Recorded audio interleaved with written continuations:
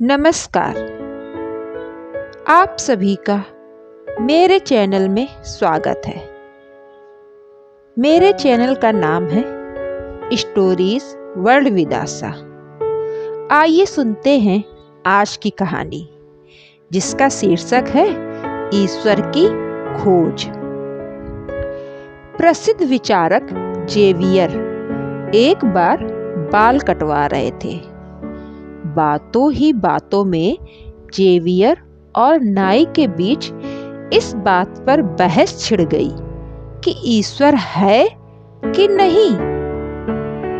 नाई का कहना था कि अगर ईश्वर होता तो दुनिया में शांति और खुशी होती, ना कि हिंसा और बीमारियां। अगर वह होता तो दिखाई देता, लेकिन ईश्वर तो कहीं दिखता ही नहीं है।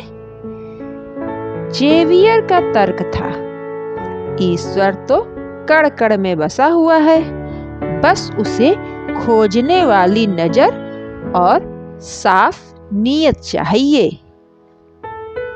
बहस चलती रही और इसी बीच नाई जेवियर के बाल भी काटता रहा। लोग भी इस बहस का मजा ले रहे थे, लेकिन कोई नतीजा नहीं निकला।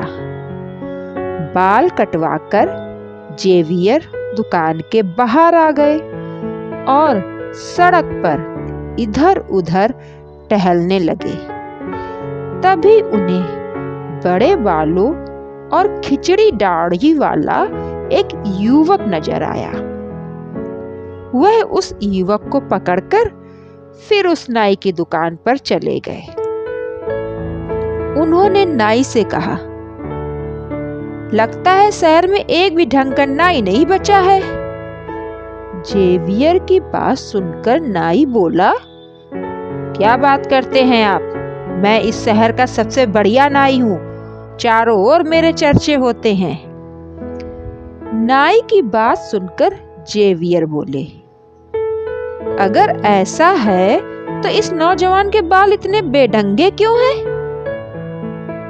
इस पर नाई ने तपाक से जवाब दिया, जब कोई मेरे पास आएगा तभी तो मैं उसके बाल काट पाऊंगा, कि मैं खुद ही सबको बुलाता फिरूं, मैं बाल कटवा लो। मैं खुद ही कैसे समझ जाऊंगा कि किसके बाल बड़े हुए हैं, कौन बाल कटवाएगा, कौन मेरे पास आएगा। यह सुनकर जेवियर मुस्कुराकर बोले, ठीक कह रहे हो। अभी कुछ देर पहले तुम कह रहे थे कि ईश्वर है ही नहीं। अरे भाई, कोई उसे खोजने जाएगा, उसका नाम लेगा, उसे पुकारेगा, उसे पाने की कोशिश करेगा, तभी तो ईश्वर मिलेंगे। बिना कोई कर्म किए ईश्वर थोड़े ही मिलेंगे। ईश्वर तो सभी जगह है, कण कण में है, जहाँ देखो वहीं ईश्वर है।